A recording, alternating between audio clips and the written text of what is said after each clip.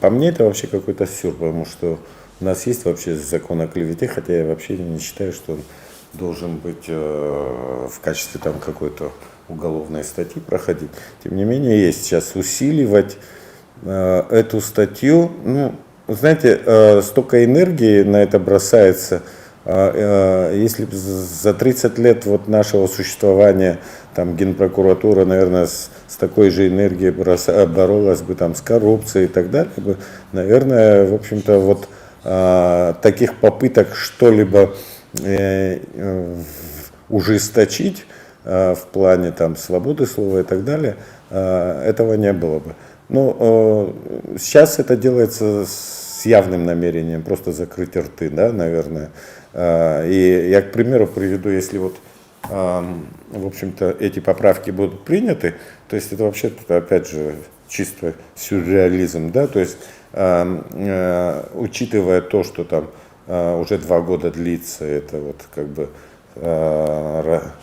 попытки расследования там с ремонтом Ачгары, да, и, в общем-то, никакого уголовного дела нет. И, то есть, если эти поправки будут приняты, то есть при отсутствии уголовного дела по расследованию там, трат по ЛЭП Ачгара, то выяснится, что, в общем-то, преступления нет, и все, что как бы люди там и политики, и журналисты говорят, это просто наговаривание, то есть самая настоящая клевета, и можно их привлечь к уголовной ответственности. То есть это такой абсурд, в котором, в общем-то, мы, наверное, живем. Это вот как бы нагромождение всяких абсурдов приведет в конце концов, в общем-то, ну, знаете, каждый по-своему точит.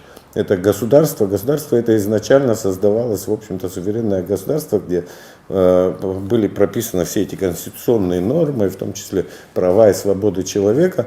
Но сейчас у меня такое ощущение, каждый в своем ведомстве решил как-то, в общем-то, спилить. Видимо, мы пошли не тем путем, решили там наверху.